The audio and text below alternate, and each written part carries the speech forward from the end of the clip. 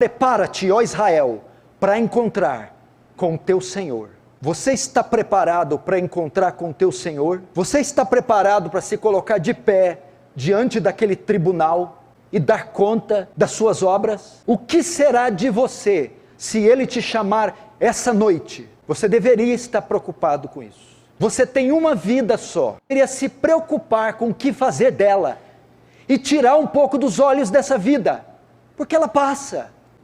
Tiago chama essa vida de vapor. Você já abriu a tampa de uma panela quando está fervendo? Você já viu o vapor que sai? Quanto tempo dura aquele vapor da tampa da panela?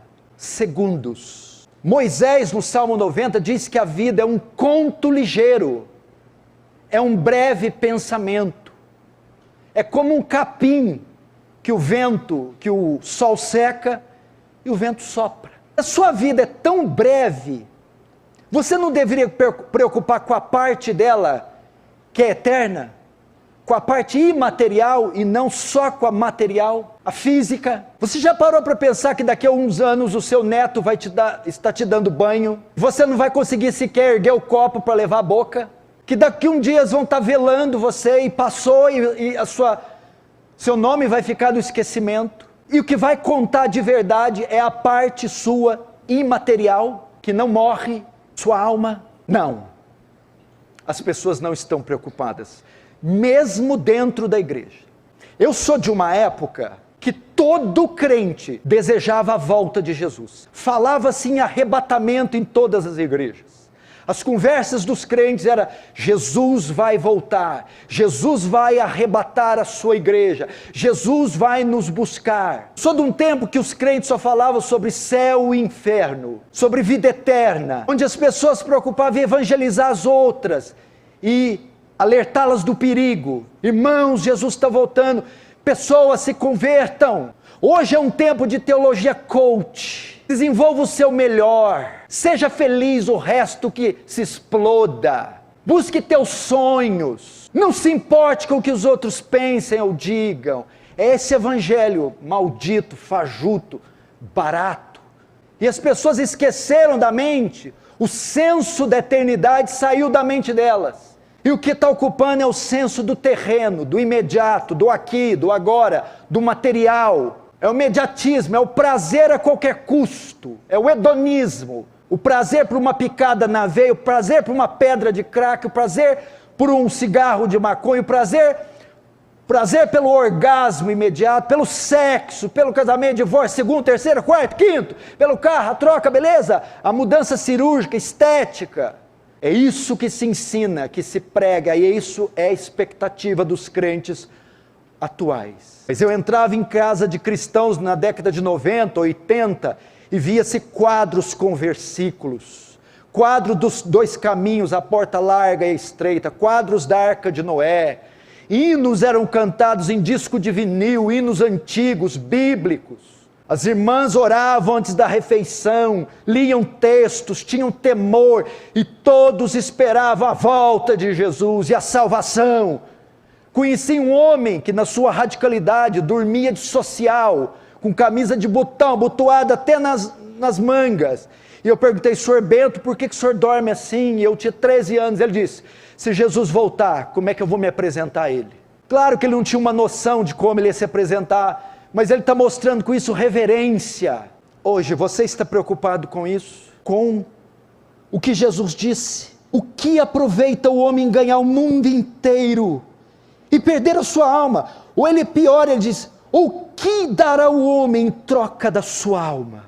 Você esqueceu dos sinais? Você não está vendo a mudança desse mundo? Eu estou convencido que Jesus está voltando. Eu estou convencido que o mundo está passando por mudanças que não voltarão mais, e que isso são sinais das profecias. Jesus está voltando mais rápido do que você imagina. Essa presente era vai terminar. Os sinais estão todos aí, você está assistindo eles, e eles estão acontecendo com uma velocidade espantosa na natureza, na política, na religião, na economia. Todos os sinais previstos em Daniel, em Isaías, em Mateus, em Tessalonicenses, em Apocalipse. E o que tem a ver Jesus voltar?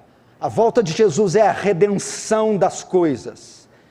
Juízo para os ímpios, redenção dos justos, a consumação dos séculos. Que vai adiantar todo esse tempo gasto nisso que você está gastando quando Jesus voltar? Vai adiantar o seu coração estar aplicado onde está aplicado dessa forma?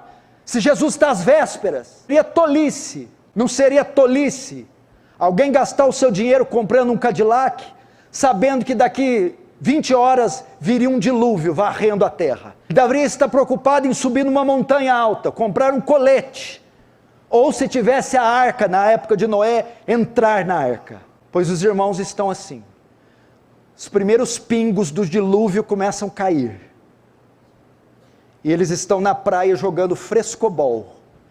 Mal sabem que uma onda de 200 pés está vindo e vai devastar todos que estão na praia. Quando fizeram o anúncio da pandemia do coronavírus, o que as pessoas fizeram? Se trancaram em casa, compraram álcool gel, compraram máscara, se protegeram, porque sabia que uma epidemia, uma pandemia estava alastrando o mundo inteiro e devastando todo mundo. Quem fosse pego, ou se alguém desprotegido fosse se aglomerar, chamariam ele de louco, não é isso? A mesma coisa, o Senhor está anunciando a nós, o céu já está trovejando a sua ira, Ele está anunciando o seu retorno, a igreja devia estar se preparando para isso. Seria tolice gastar seu dinheiro, seu corpo, seu tempo, suas convicções, seus talentos, seus dons, com aquilo que não vai refletir na eternidade, se ela está a um passo de nos alcançar. Como está a sua vida? Você diz, não, mas eu entrei aqui cheio de sofrimento, problemas, dívida, tristeza. Não, você não entrou aqui assim. Você não sabe o que é sofrimento. Sofrimento não é dívida. Sofrimento não é doença. Sofrimento não é divórcio. Sofrimento não é ficar sozinha querendo marido. Sofrimento é o pecado. Esse é o grande mal da sociedade. E essa é a grande causa de toda, é a origem de todo o sofrimento. As pessoas estão colocando os olhos na coisa errada. Critica o governo, critica o salário mínimo, critica a professora, critica isso, critica aquilo. A origem de tudo que é ruim é o pecado. O seu grande problema essa noite é o pecado.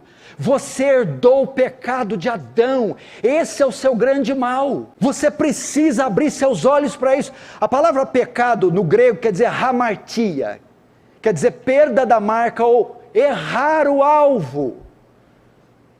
Nós erramos o alvo, nós estamos aquém daquilo que Deus determinou. Nós erramos, nós não conseguimos acertar com Deus, saímos dos princípios, desobedecemos, erramos o caminho, saímos dos trilhos, estamos aquém da sua justiça, aquém dos seus mandamentos. Todos pecaram e destituídos da glória de Deus estão, aquém da justiça de Deus estão. É impossível alcançar a glória de Deus. Pecado é isso. Nós erramos o caminho, erramos o alvo, falhamos em cumprir sua lei, em obedecê-lo, em andar debaixo do seu elevado padrão. Quais as consequências do pecado? Romanos 6, 23, porque o salário do pecado é a morte, haverá punição severa para o pecador. Hebreus 2 diz que toda transgressão recebeu justo castigo. A Bíblia diz em Êxodo 34 que ele não tem o inocente, o culpado por inocente, que do céu manifesta a sua ira contra a impiedade dos homens. E esse é o nosso problema, é o pecado.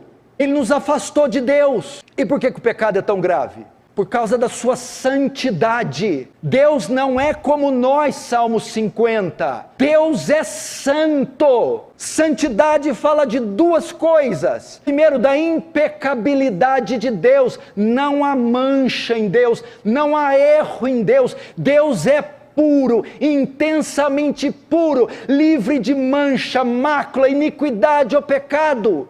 Deus não pode pecar, Ele é puro. Abacuque 1,13 diz, tu é tão puro de olhos que não pode contemplar o mal, não pode, ele tem aversão ao impuro, aversão ao mal. E segundo, santidade fala da sua perfeição moral, Não há erro em Deus, equívoco em Deus, falha em Deus. Ele é perfeito em tudo que é e tudo que faz, e é intensamente puro. E uma terceira coisa, a santidade, ele é distinto na categoria dele. Só existe ele. Portanto, o pecado é grave, que o pecado é uma ofensa a esse Deus puro, impecável, justo, perfeito. Quantos pecados bastaram para ele banir Adão e Eva do Éden? 5, 10, 15, 1000? Porque ele não pode contemplar o mal.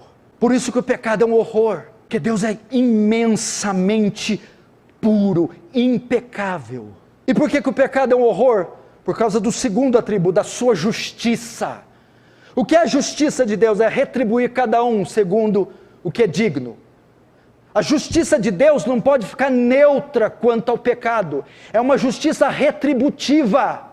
Ele tem que retribuir o pecado como? Punindo ele.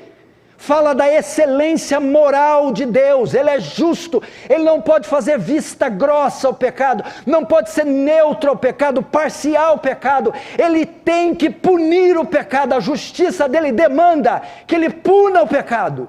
Ela não é neutra. Ela não é como a nossa Suprema Corte. Ela é digna da mais alta honra. Por isso ele tem que punir. E quem ele vai punir? Romanos 3, 23.